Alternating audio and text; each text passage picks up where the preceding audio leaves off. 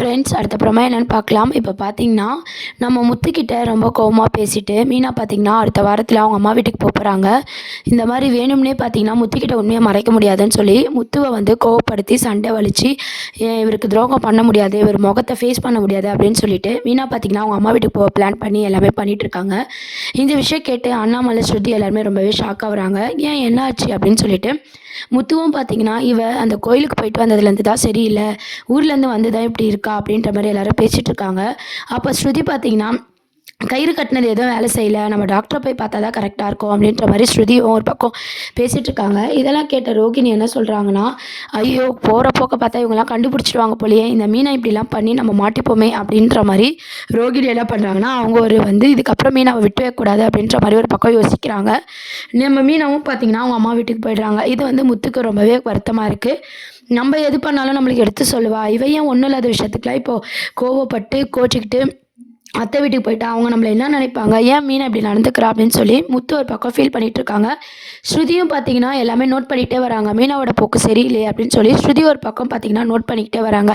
இப்படியே போச்சுன்னா நம்ம என்ன தான் பண்ணுறது அப்படின்னு சொல்லிட்டு அதுக்கப்புறம் பார்த்தீங்கன்னா இன்னொரு சைடு நம்ம மீனாவோட தம்பி இருக்காங்க இல்லையா, அவர் ரேகாவை லவ் பண்ணுற ட்ராக் தான் கொண்டு வர போகிறாங்க.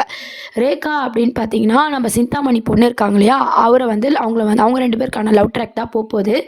இது சிந்தாமணிக்கு தெரிஞ்சால் அவங்களும் ஒரு பக்கம் பார்த்தீங்கன்னா மீனாவை சும்மா விட போகிறது இல்லை. இதெல்லாம் மீனா வேணும்னே பண்ண மாதிரி அவங்க நினச்சிக்கிட்டு மீனாவோட பிளான் தான் அப்படின்னு சொல்லி அவங்க ஒரு பக்கம் யோசிக்க போகிறாங்க.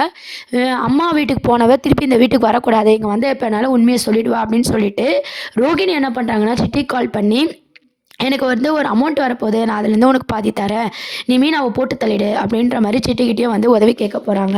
சிட்டியும் பார்த்தீங்கன்னா முத்துவை ஏற்கனவே பிடிக்காததுனால முத்துவை பழி வாங்கின மாதிரி இருக்கும்னு சொல்லிட்டு அந்த டீலிங்க்கு ஒத்துக்கிறாரு. அதுக்கப்புறம் பார்த்தீங்கன்னா மீனா வீட்டிலேருந்து தன் மாமியார் வீட்டுக்கு வரத்துக்குள்ளே நம்ம மீனாவை க்ளோஸ் பண்ணிடணும் அப்படின்னு சொல்லி ரோகிணி பிளான் போட்டு மீனா எங்கே போகிறாங்க எங்கே வராங்க எல்லா டீட்டெயில்ஸும் பார்த்தீங்கன்னா சிட்டிக்கு அப்டேட் பண்ணிகிட்டு இருக்காங்க. நம்ம சிட்டி மூலமாக தான் பார்த்தீங்கன்னா நம்ம மீனாவுக்கு இப்போ அடுத்து ஒரு ஆபத்து வரப்போகுது, அதுலேருந்து தான் நம்ம முத்துவை காப்பாற்ற போகிறாரு. அதனால் இது ஏன் வந்துச்சு அப்படின்னு விசாரிக்கும் போது தான் சில உண்மைகள் நம்ம முத்துக்கு தெரிகிற மாதிரி காமிக்க போகிறாங்க. அதுக்கப்புறம் பார்த்தீங்கன்னா முத்து யோசிச்சுட்டு இருக்காங்க, ஸ்ருதி ஒரு பக்கம் யோசிச்சுட்டு இருக்காங்க, ரோகிணி இந்த மாதிரி பிளான் போடுறாங்க இல்லையா. அதுக்கப்புறம் பிஸ்னஸும் பார்த்தீங்கன்னா கான்ட்ராக்ட் கேன்சல் ஆகுது. எல்லா கோவமும் பார்த்தீங்கன்னா மீனா மேலே திரும்பிடுது.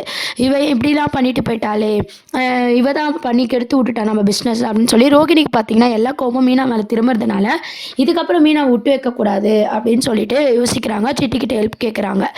அதுக்கப்புறம் பார்த்தீங்கன்னா வீட்டில் சமைக்க ஆள் இல்லை. இப்போ மீனா போயிட்டாங்க இல்லையா, வீட்டில் தான் சமைக்கணும் அப்படின்னு சொல்லிட்டு வீட்டில் சமைக்க இப்போ ஆள் கிடையாது. அதனால் விஜயாவே பார்த்தீங்கன்னா சமைச்சிட்ருக்காங்க. இப்போ ரோகிணியை சமைக்க சொல்லலான்னு பார்த்தீங்கன்னா 40 லட்ச ரூபா நம்மளுக்கு தேடி கொடுத்துருக்கா, இவ்வளோ சமைக்க சொன்னால் நல்லா இருக்காது, ஸ்ருதி எப்போவுமே செய்ய மாட்டா, ஸோ நம்மளே சமைப்போம்னு சொல்லி ட்ரை பண்ணுறாங்க. அவங்களால முடியல. சீக்கிரமாக நம்ம மீனாவை கூப்பிட்டு வரணும், இல்லைனா நம்ம தான் ரொம்ப கஷ்டப்படுவோம் போல இவங்களை வச்சுக்கிட்டு அப்படின்ற மாதிரி நம்ம விஜயா ஒரு பக்கம் யோசிச்சுக்கிட்டு இருக்காங்க. மீனா சீக்கிரம் வரணும் அப்படின்னு சொல்லிட்டு. மீனா இல்லாமல் பார்த்தீங்கன்னா அங்கே வீடு மாதிரி கிடையாது. நம்ம முத்து ஒரு பக்கம் மிஸ் பண்ணுறாங்க, விஜயா ஒரு பக்கம் மிஸ் பண்ணுறாங்க, அண்ணாமலை ஒரு பக்கம் மிஸ் பண்ணிட்டு இருக்காங்க, ஸ்ருதி ஒரு பக்கம் மிஸ் பண்ணுறாங்க. எல்லாருமே எப்படி மீனாவை மிஸ் பண்ணுறாங்க. இதுதான் அடுத்த வாரத்துக்கான ப்ரொமோவாக இருக்குது. சேம் டைம் பார்த்தீங்கன்னா அந்த கான்ட்ராக்டும் கேன்சல் ஆகுது. அதோட கோவம் பார்த்தீங்கன்னா அடிஷ்னலாக ரோகிணிக்கு மீனா தான் இதுக்கு காரணம் அப்படின்ற மாதிரி காட்டுற மாதிரி தான் எபிசோட்ஸ் மூவ் பண்ணியிருக்காங்க. இதுதான் அடுத்த வாரத்துக்கான ப்ரொமோவாக இருக்குது.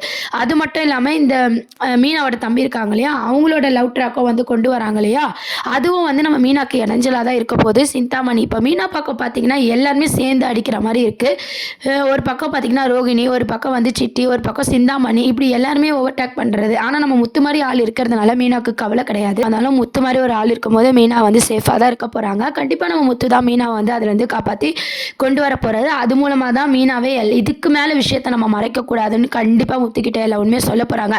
இதில் என்ன அப்படின்னு பார்த்தீங்கன்னா முத்துக்கிட்ட சொன்னால் ஒரு வீடியோ காலில் வரும்னு நினைக்கிறீங்களா? கண்டிப்பாக கிடையாது. நம்ம மீனா மாதிரி தான் முத்துவும் பார்த்தீங்கன்னா கிறிஷ் மேலே பாசம் வச்சுருக்கிறதுனால கிறிஷுக்காக அந்த உண்மையை மறைக்க போகிறாங்க.